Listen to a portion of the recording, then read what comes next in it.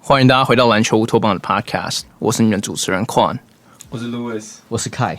今天的 podcast 很特别，因为这是我们第一次要用全英文的方式来做 podcast。然后这集我们邀请到的是 Coach Ryan Marchand， 在新北国王担任总教练。对 ，So let's start it off easy. So this will be our first all English podcast, and we're honored to have you here. And thanks for joining us. And before anything, I mean, how are you doing? Yeah, no, I'm doing good. Thanks for having me. Glad we were able to get this done. Wish it was a couple weeks later, but no, overall I'm glad to be here. Yeah, since you brought up the timing here, because by the time we're recording this, the finals have started, and as the fans, as the listeners will know, the Kings ultimately didn't make the finals. Could you kind of talk about bring us through the first round with the Lioneers? Like, what was your mindset? What do you think? There's anything you wish you did differently? I think we would have been confident going into any series that we went into. I still think, running it back, say if I knew what was going to happen, I think, still running it back the same way wasn't necessarily, watching the first two games that we lost. Actually, if you go to all three games we lost, we were able to build, decent leads in all those games. Yeah. But watching the first two games especially, I didn't feel we were, the Kings that people were used to. And when going over those games, I watched the games over and over, consistently, and it wasn't the basketball that was beating us. I was like, man, what actions are like really killing us? Like, is there any part of our strategy that was really hurting us? And for the first two games in particular, I just couldn't find those answers. I was like, we defended this the right way. We were doing the right things. I felt it was us that was beating us throughout the game, and more from, kind of like. I don't think we were very connected. I don't think we were very together as where we'd been in the past. And I think that was our biggest adjustment, rather from the basketball side, going into Games 3 and Game 4. Do you think that is attributed to the late season turbulence with all the injuries, with COVID, like having a kind of a losing streak towards the end of the season? I don't think it was the losing streak that did it, because actually, when we had 7-8 guys and we were playing, if you had come to our practices where we had 7-8 players, where we had 2 coaches, those are some of our best practices of the year. They're super positive. Guys were fighting. Guys were competing. And, we took teams, down to the wire, with 7 guys. We had maybe a handful of starters. It was actually most of our players that were, in the middle, like most of our role players and rotation players that were out. And then it was guys at the end of the bench that didn't play, and those were the guys that were playing. Yeah. But I think our mindset was very positive through that stretch. Early on, we were definitely hurt a little bit. We just had to make sure our mind was in the right spot and we were focusing on the right things. Since you brought up the rotation stuff, because I think the injury during that regular season stretch could be a blessing in disguise in terms of you figuring out your rotation more thoroughly. But as people say, in the playoffs, your rotation gets really short. Do you think, because we were having this discussion earlier in the season or earlier in the series about perhaps the team should have dug even deeper into their rotation? Is that something you think would have helped, or do you think it's too, you can't really tell? Yeah, I think for us there was probably zero consistency all year with who we had. We didn't have any imports for any of the training. Tom started with us as our only import.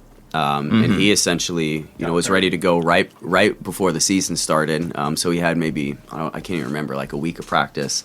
He's our only import for the first few games. Then he got injured. So we were learning to play with Tom. Then we got Chris in here. Learning to play with Chris. DeAndre ended up coming here a little bit later, learning to play with him. Chris got injured. Then we ended up going with, Tom and DeAndre. Then Byron coming here, getting to get used to play with him. Tom goes down, then learn to play with, just Q and DeAndre. Yeah. So we're learning to play with different guys, and the chemistry is affected in different ways because ultimately, depending on your personnel, your style changes depending on who you play. And I think where we had our most consistency was when we didn't have those injuries. We went on that good winning streak. And we knew the same guys that were going to be playing, like, hey, these guys are coming off the bench. Roles ultimately end up changing depending on who plays at what time. But there's definitely guys that probably could have played a little bit more in different stretches towards the end. But some of those guys, we've had some of those talks already with them where, I'm seeing something out of them just in this game that I haven't seen maybe in the previous month. And so I'm like, am I going to get from this guy, or, later in the game? Or am I going to get what I'm used to seeing? Or am I going to go to, a guy that has given me, something great throughout the entire season? Like, am I going to ride with him? Or, if we end up losing, I'm not even going to give him that shot when I trusted him all year. So that's kind of the balancing act that you end up choosing in a situation like that, especially in a Game 5. Yeah, I think statistically speaking, you guys probably suffered the most in terms of having or forced to be making lineup changes all the time. Probably. Yeah, I mean, I'm putting it lightly. But yeah, even like you said, even in the last game of the season, you guys had people going into COVID or protocols. Do you think if, say, Tom was healthy, because Tom and Byron were basically your two lineups or two imports throughout the whole series, do you think that would have changed anything? Do you think you would have been more comfortable playing that way? Because it is a different brand of basketball playing Dre. Yeah, it obviously changes. It definitely changes. Does the outcome change? I don't know. I'm not sure. But we were rolling. We found a really good rhythm. We were defending well. We found how to, really just have we were so connected, with that group. And on both sides of the ball, we were moving the ball around. I think that first game at home, I think we had 34 assists, which is an incredible number. And I think the game after that, we had 27, I believe, or somewhere right around that. So our assist numbers were incredibly high. We were moving the ball, like we were earlier in the season. And could it change? Maybe not. But it definitely changes how the game's played, depending on who you have on the court.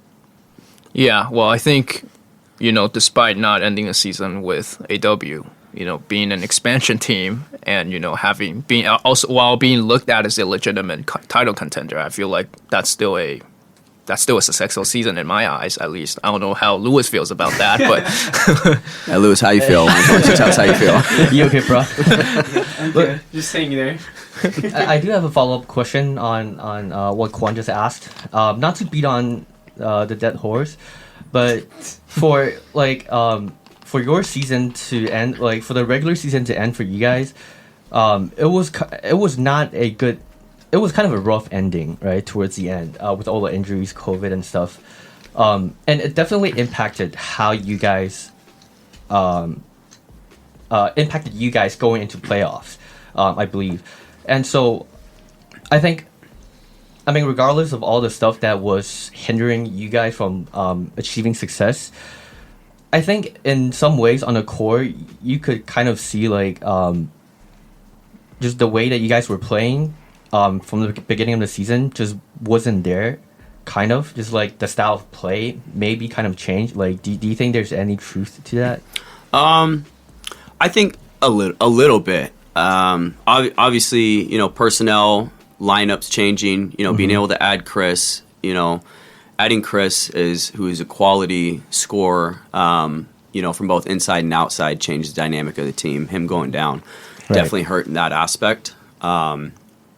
Tom, DeAndre, Byron, by nature, they're not, if you're going through listing how players are, score isn't the first thing for all those guys. And so in general, you end up relying a little bit more on the locals to take a little bit more of the scoring load. Yep. You don't necessarily want to make certain players something that they're not. You don't want to tell Tom, if Tom's not, a scorer by nature, you'd be like, hey, Tom, you're going to be taking 25 shots a night. I don't care what you say. He can take more shots, but it might not benefit the team overall. It might pump up his stats, but it's not going to pump him up as much. So our style changed a little bit, obviously going a rotation of 3 bigs, having Tom, Byron, and Q changes a little bit. We end up playing a little slower, but I mean, even look when we had those guys. I mean, our assist numbers, getting 34, 27. Even with bigs, where those guys aren't as dynamic playmakers, we still move the ball great. And I think, regardless of what the style is, I think us being connected was the most important thing. Earlier on, we were connected. We had some stretches where we weren't, and that's where I think it hurt our style more than anything else. Yeah, actually, something you told me in the middle of the season really kind of spoke to me. Is that in Taiwan, the rationale is that when you bring in an import, you kind of view them as a first scoring option or a solution to your scoring droughts, but you're basically saying that every player should start in his role, and being that Tom is more of a rebounder, and Dre is probably more of a defender or two-way player, however you look at that. But I think the Kings are different compared to other team when it comes to your role delegation. In terms of you guys have your leading scorer is a local player. I don't think any other team is built that way. So is that something you kind of figured out throughout the season, or is that something before even preseason, like you had that figured out? Well, generally you want usually you want at least one of your imports to be able to be a scorer, someone that you can rely on. That was Chris. Yeah. So when he became available, obviously he was someone I'm familiar with, that I'd coached against.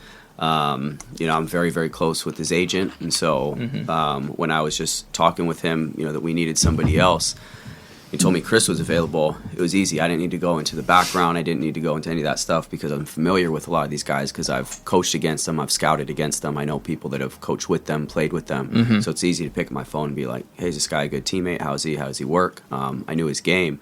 And already having Tom, I was like, okay, well, Tom's not going to be that scorer, but I can bring Chris over here, and he can give us a scoring punch, where if it doesn't necessarily mean he needs to score from, the opening tip to the end of the game.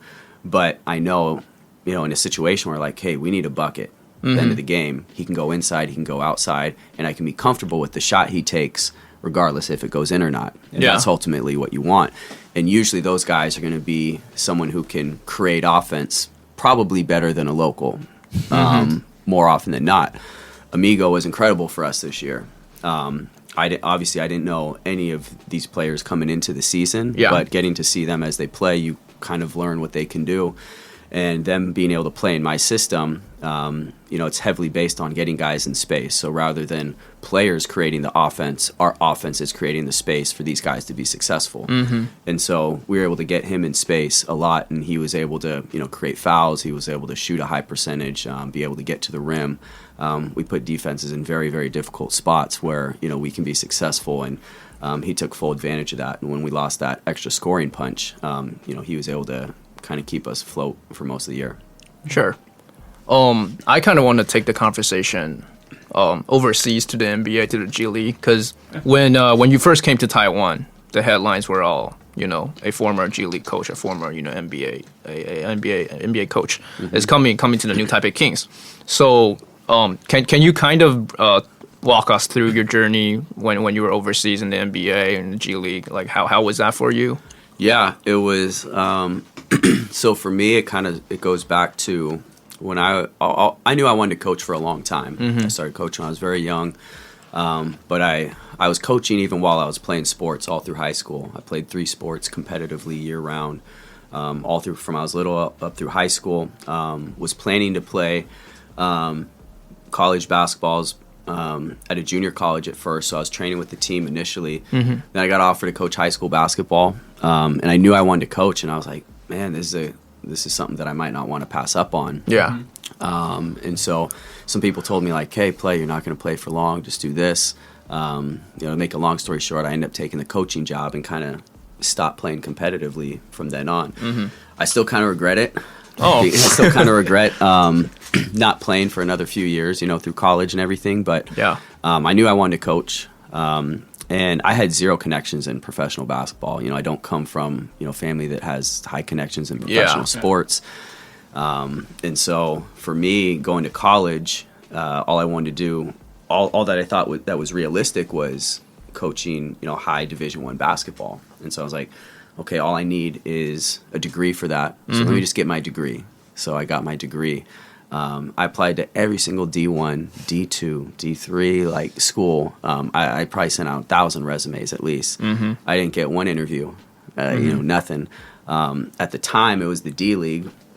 And the D League was still it only had 16 teams at the time. They still had their coaches' like phone numbers and emails on the website. They don't do that at all. So I was like, okay, let me get in touch. Yeah. You can just find the contact info. I ended up getting a few interviews there. I ended up getting one job my first job with the Utah Flash.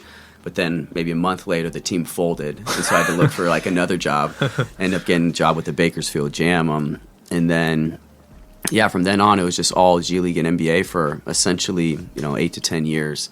And that was like my PhD in basketball, being able to go just full-time, just learn and work, and just be able to see all these different systems and be able to have all that information and kind of create my own system as I go and take pieces of what I like from each one. That's kind of interesting because you said you didn't have any background. What did you think stood out in your resume that ultimately landed you a job in? Well, I did play, and I also from the time that I was playing, I had also started my own AAU team, so I was coaching. I had coached high school, and I even helped with the high school programs in the off season, be able to do all the player development stuff. So even at the college that I went to, being able to, when I transferred to San Jose State, I wanted to work with the team, and they saw my resume. They didn't. Even though it was a D1 team, it wasn't a high major D1. Yeah. It was in the Western Athletic Conference at the time with Fresno State, Nevada. So actually at the time, Paul George was playing there, Luke Babbitt. There were like a lot of, I think Fazekas was out there at the time, who's in Japan now. There were a lot of guys who were out there. They're really good players. And so for them not having much help, for me it was easy. They're like, oh, you have a background like, you played for a while, you've done coaching. It was easy then because I'd been around the game.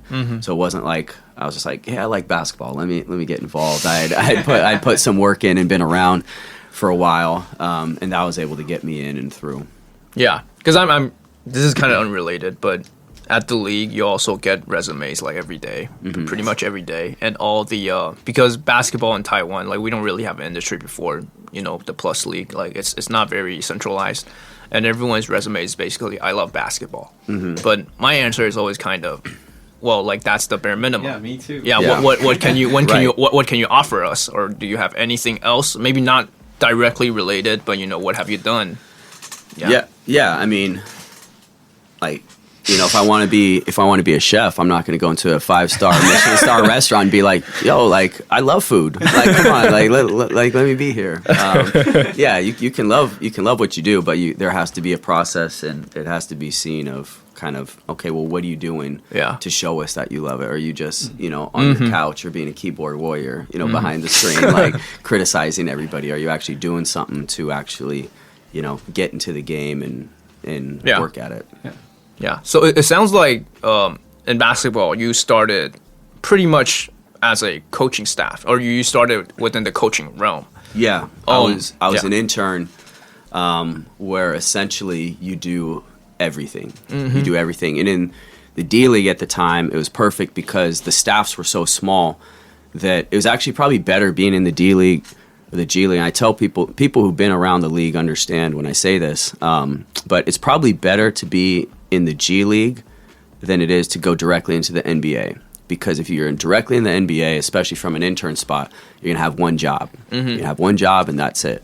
If you're in the G League, you're going to have to do everything. You might have to coach. You might have to do some front office stuff. You might have to do video. You might have to work guys out. You might have to, whatever it is, you have to do a little bit of everything. So when I was with Bakersfield, I was doing absolutely everything. I was scouting. I was doing background reports on players for the draft. I was evaluating guys for the drafts. I was working guys out. I was doing video edits. I was coaching on the floor. You name it. I was doing everything. Then I get a video job with the Timberwolves. Go to the Timberwolves, and I'm locked in a video room doing video like 20 hours a day. It's just crazy. But you watch so much film. Like you know absolutely every player in the NBA and what he does. You know every set that the team runs. You know what they do at the end of games. You know what they do out of timeouts.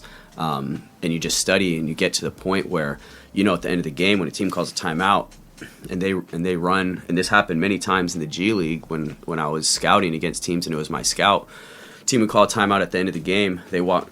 You know, they drop a play, walk onto the floor, and I just see how they're set up, and I can yell at my guys and tell them exactly what they're going to do because they might have ran this play 3 months ago at the end of a game to try to get a three. And I remember one time it was actually really funny.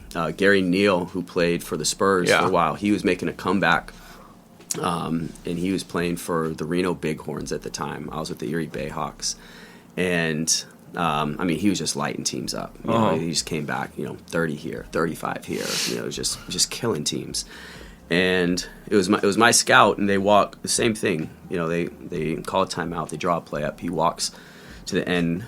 I see how they're all set up, and they're in front of our bench. So I'm yelling to my player who's guarding him. I was like, hey, he's gonna do this, blah blah blah. I was like, stay on this side, guard it this way. Gary looks at me. He's like, no, I ain't. He's like, I ain't doing that shit. So he does that. We end up guarding it perfectly. We get a steal. We end up winning the game. We end up getting free throws. They come back, run something else, but blew it up. And it was really funny. But that's the type of stuff that, that kind of helps you along the way of being able to recognize those things, being able to be prepared for that stuff. Funny. Hey, Gary Neal was balling on the Spurs back then. Yeah, that was good old days. Pretty good reserve guard. Yeah. Yeah. So when you were at the Timberwolves, who was it Rick Adelman at the time or? So I did 2 stints with the Timberwolves. The first time was with Rick Adelman. It was Ricky Rubio's rookie year. It was towards ACL, right? Yeah, he tore his ACL against the Lakers. I remember that. That was a home game. Tore his ACL.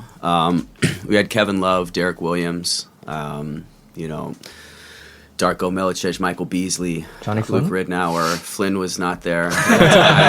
Flynn was long gone. Wesley Johnson was still there. That was a squad. Yeah, there were a lot of guys, a lot of interesting players there at the time. It was a very, very interesting year. But that was the first full-time gig I had, and then the second stint I did. It was when Thibodeau was a coach there, and that's when they had Cat and Jimmy Butler and a bunch of other guys. Were you at the practice when Jimmy took the third stringers? I left the day before. Left the day before. Yeah, because I had to. Everybody was flying back home, but it actually wasn't as hyped up as what people were saying. Because Jimmy's super competitive. Yeah, and he talks shit like crazy, all the time. But for the guys that are competitive, it's not a big thing. But obviously, the fact that the situation was him maybe leaving and then him talking. There might have been a couple things said where it was just blown up to be like, oh shit, like is he making everybody uncomfortable? Like that's Jimmy being Jimmy. He would, we'd have drills where there might be a rookie come in and they're doing one-on-one in the post, and he would just be talking shit like this guy's trash, he's garbage. Like you post him up, just looking at him, just kind of like rolling his eyes. And but no, I mean he's a gamer. He's super competitive. Yeah.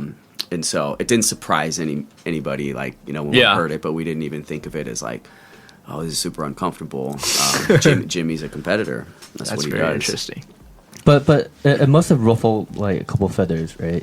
Like within the organization. I think all the ruffling was done beforehand. So it was already been done. Yeah, I think it was a mix of him wanting something different, the organization wanting something different, Tibbs not wanting him to leave because he's one of Tibbs' guys. Tibbs loves his guys. And I think there was just a mix of clashing personalities that was bigger than anything else. And the team wanted to kind of move on from that. So I think everyone knew that it was going to be moved on from at some point. It was just when was it going to happen?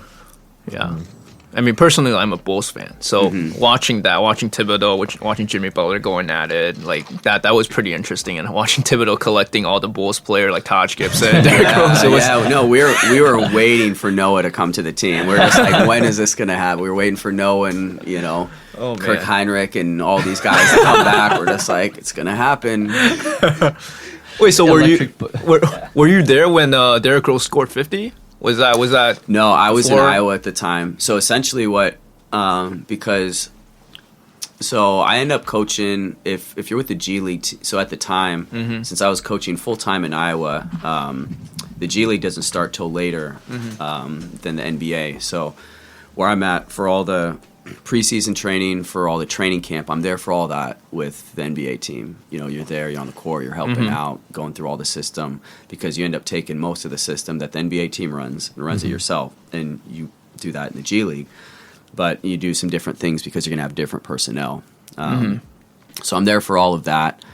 In the off season, you're there for the free agent workouts, summer league, all that. But as the season starts to progress and the G League starts, you need to go back to those cities and end up going away. So during the season, we're following what they're doing, but we're just so busy that we end up missing that. But we did see it though. Yeah. We've mentioned a few NBA head coaches or NBA names in the past few minutes. Is there anyone in the coaching tree or anyone in the NBA that you considered a mentor or you took away from the most? So I'd say my two biggest mentors probably that I'm closest to are guys that I worked for in the G League but have been in the NBA for a very long time. So Scott Roth, who coaches out in Australia, he's probably my biggest mentor. He coached an expansion team in Australia this year, got to the NBL finals, which is a huge deal. But, he played in the NBA for a long time, played top level Europe, played with the Timberwolves, played with the Jazz, with Malone and Stockton and those guys. And he coached the NBA for probably another 20 years or so with a bunch of different guys. So he's a guy that I talk to all the time. Bill Peterson, who coached in the NBA for probably 10 years. Some people say he's one of the best player development guys that, has been around. He's at Baylor now. And so he was there when, they won the national championship. He's been there the last few years. And I think, they've taken a huge step with their player development because of him. He's a guy that's a mentor to me as well. And so him and Scott are actually very close, but those two guys are probably the closest mentors that I have, that I'm always bouncing ideas off of them, talking to them. And they're heavily respected in the business, in the States, worldwide. Those are two guys that are probably I'm the closest to when it comes to having a mentor. Yeah, that's actually kind of a perfect segue because I was going to ask, I think you mentioned before that you did a lot of player development. Also, you mentioned scouting in the past. Is that something you have been doing this season with the new Taipei Kings? Because you guys have a lot of rookies, so I was just wondering if you did any personal development with them. Yeah, I mean, we do player development stuff with the guys. Probably if not being here from the beginning hurt, being able to put, not being here for a few months, being able to really put what we want to do player development-wise into the system. Being here, when I got here, you essentially have to go right into the season, as far as like you have to hit on the bigger concepts. So we're able to get some player development stuff done for the guys, work on their skills. But ultimately, it also comes back on the players. They have to want to be in the gym. They have to, want to get better. And so I think there's, if I were, to come back, that would be something where I know I can make a difference and just kind of change the approach for the guys to get them in the gym more and get them working. But player development is a part of our game, but it's a two-way street as well, because you can't want it. The one thing you learn is you can't want it more than the players. You can do everything you want. You can set up a time for guys to work out all the time, but if they're not fully bought in, then it's kind of like, okay, what are we doing here? Not saying that that's where our guys are, but being able to start from the beginning and say, hey, this is our expectations, this is what we want to do, this is what we're doing all year. And some guys will roll with it, some guys will go through the motions, and some guys will go way above and beyond and want to do more and more.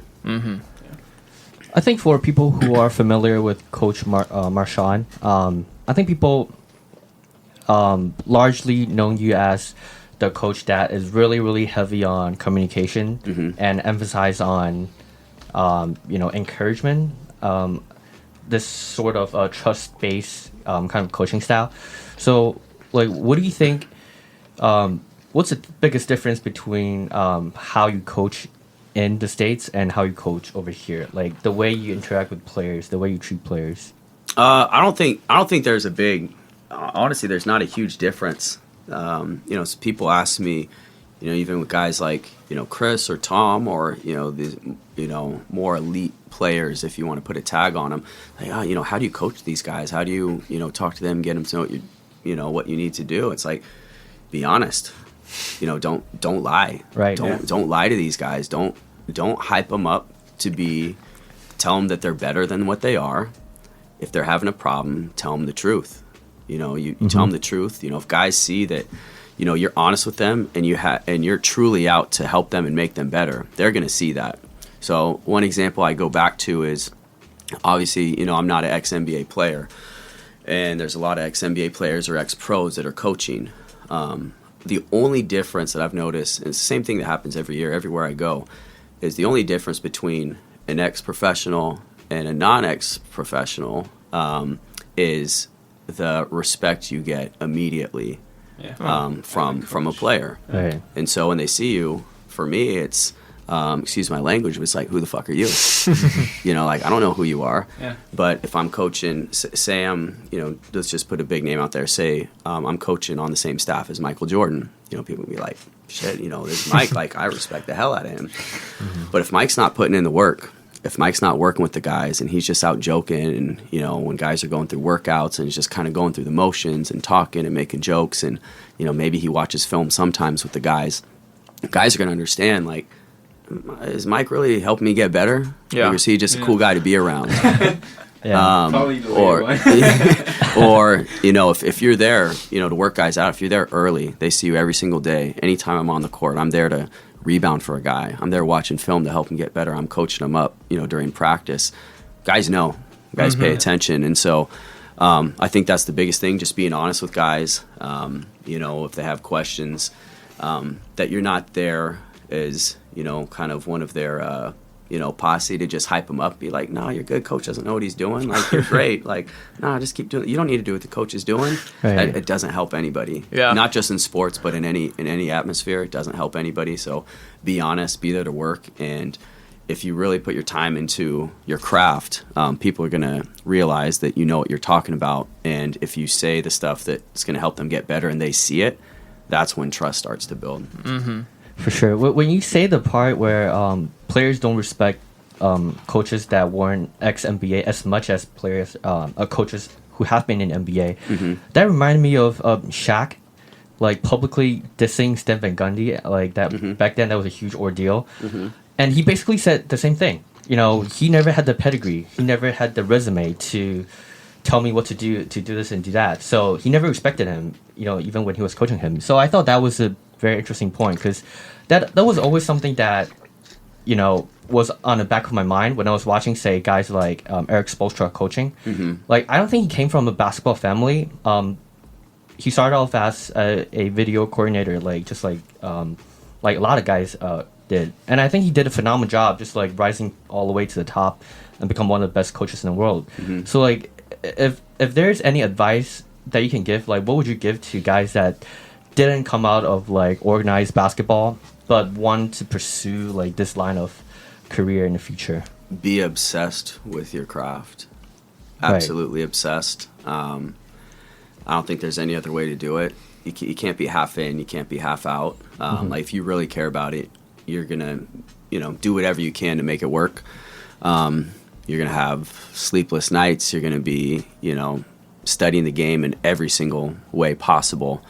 For me, it was early on, I would watch, a certain aspect of the game, and I would watch absolutely terrible teams, like terrible teams play, and I'd take notes. I'm like, what are these teams doing that make them bad? And then I'd watch, another team and watch the same aspects of the game, whether it's defense, offense, whatever. I was like, okay, what's making these teams good? obviously players will be one thing, and then you realize once you get into the pros how much, the character and the background stuff is another thing. But you start to see, things like, okay, you can't do this in any scenario. You can do, like, this is what it needs to look like. And that's just how you build your library of knowledge. But you have to be good in so many aspects. And actually, I have this conversation with some other coaches who aren't ex-NBA players or ex-pros. And I think the one thing that is super, super important that has helped me more than anything else is not being an ex-professional means that I'm not allowed to have a bad day. Yeah. And the way that I say this is because if I'm an ex-NBA player and I'm getting into coaching, like, I can be terrible. And people are like, you know what? He's learning how to be a coach. Right. That's okay. Like, he's learning. He doesn't know yet. He played for a long time. He's like, oh, that was bad, but, he's going to get better. It's okay. If I do that, if I go to a drill and I'm running guys through, say, it doesn't matter what drill it is, but say, I'm running a station, at training camp for the NBA, and, I have, any of these players, Kevin Durant and Steph and these guys, and I'm just fumbling my words and I can't go through. They're like, there's not like, oh, you know what, he's learning. It's like, nah, this guy doesn't got it. Yeah. Like, get him out of here. He can't do it. Yeah. So you learn to be good with your preparation, how you talk, how you present information. You can't have a bad day. For sure. And that has helped me more than anything else. And that's what people have to understand too. Is are there going to be off days? Sure. But you better limit those off days. You better make sure that you better be so aware of what you're doing that when you make a mistake, you're making a mistake.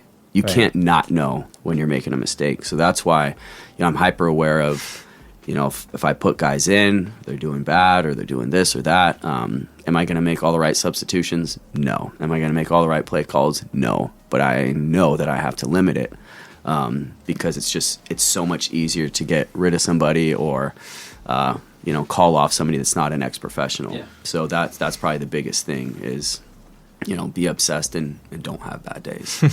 Wise words. So we talked a lot about whether it's NBA, G League, and a lot of it coaching in general. So in the last segment here, I kind of want to bring it back to the Plus League. Given what you said earlier, is there anything different, or is there anything you brought into the new Taipei Kings that you felt wasn't there before, or it's different compared to like the basketball environment in Taiwan? Well, there was nothing with the new Taipei Kings before I got here. True. I think probably I knew when I watched the games previously that I knew my system was going to be very different from what people saw. When I was watching the games, I knew where I could automatically take advantage of situations. And obviously seeing some of the stuff we did and had success with, a lot of the teams started copying stuff that we do immediately. If you break it down, you can see a lot of teams that started taking the stuff that we did, which actually forces us to be, more creative moving forward if we have to be. But I think what was different is, being able to start from the beginning and being able to put like the entire system in. Like, I think I've had to learn more about how Taiwanese players operate and how they think. And as I've learned that later in the season, it makes me understand, why we've struggled in some scenarios and how they view things. I feel that basketball here is viewed black and white. You can do this or you can do this. That's it. But basketball's gray. You can do this, you can do this, but you can do this as well. It's not just this or this, and that's it. And so learning how they do things, that's actually making me a better coach, but being able to teach them. Because ultimately, to me, I've worked with players that don't speak English. So coaching players that don't speak English or don't speak the language isn't a problem. But understanding how they think and how they've been coached before and how they want to go back to what they know just because it's easy, that's a major, kind of barrier to break. Yeah. Well, this is kind of a clickbaity question, but outside of the new Taipei Kings, is there any other team or any other player that you enjoy coaching against? Or or it's too easy? It's no, I mean, honestly, I enjoy. It's funny, people say that I'm calm, but I actually talk to a lot of players on the other team, whether that's talking shit or just joking with them. You have a lot of antics on the court, like people don't realize. No, I enjoy it. I enjoy it. Don't show any emotion. That's it. Yeah. Well, having a mask helps too. Having a mask helps because half the time I'm saying something, you don't even see it. Maybe the other guy was like, "Who's talking?" Yeah. No, I enjoy when players are competitive. I think I was able to talk to players on each team, that we went against. I knew especially, a lot of the imports I knew, or if I hadn't coached against them before or knew them, I was very close with people that I had coached that knew them. So, like Nick Faust, I've never coached against him before, but a player that I had coached for a year was very close with him. So I was able to have that connection, and be able to talk to him during the games. It's fun talking with guys on the Braves, talking to Mike, talking to Joe, being able to say, certain things to them during the game, which was fun. So yeah, I enjoyed it. I'll talk to guys on each team, which was fun for me. But I wouldn't say there was just one player where I was like, oh, I like playing against him, but it was just fun going out there and just enjoying the competition. Okay, let's talk about something that's a little more controversial, the officiating part of the game. Because we I'm out of a job now, so I can't be fined for anything I say. Yeah, I mean technically we can't fine you anymore. But we talked a lot throughout the season about officiating. As a league personnel and you as a coach, so we have a lot of exchanges throughout the season. Is there anything that you feel like, maybe looking at it macroly, that the referees can improve on? I know there are a lot of things that we can work on, but let me get out my scroll. Yeah, I'm trying to eloquently talk, ask this question, but macroly speaking, is there anything major points you feel like the referees in Taiwan in general could be better at? Yeah, I think the big thing, is I've, mentioned in the past, and the NBA and the G League adopted this, is what they do very well is having a points emphasis for, each season. And the points of emphasis is essentially, there's 3 to 5 things that we're going to focus on each year. It doesn't mean we're all going to call 3 to 5 things, but these are aspects of the game where we saw that there were problems in the past. We need to address these and get better at this so the game doesn't get out of hand. So as the league may have talked about, hey, we want to protect shooters. That's the point of emphasis. And I thought in general, for the most part, you could see if something like that happened that the refs were able to hone in on that. Whether they missed it or not isn't the point, but it's something that they focus on. But having 3 to 5 points of emphasis each season, being able to walk through those with each team before the season, being able to show the clips, hey, this is where it's legal, this is where it's illegal. For example, one thing that I've talked about before is moving screens. There's moving screens constantly in the games. It's not a secret, so I'm not necessarily complaining about it, but it's just something you can watch and see. So for me, going into next season, like, okay, moving screens is going to be 1 point of emphasis, and you show all the moving screens, and when the refs or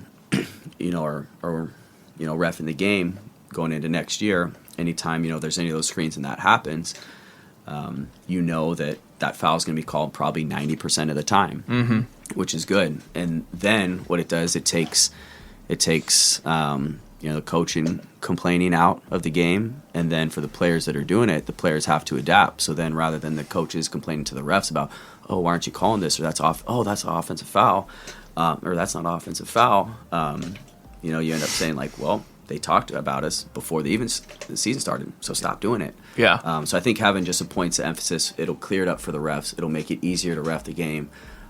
It's something that should be done. I think that'll make it easier for just all aspects involved. It'll clean the game up. It'll make it much easier to ref rather than having 3 different refs looking at 100 different things.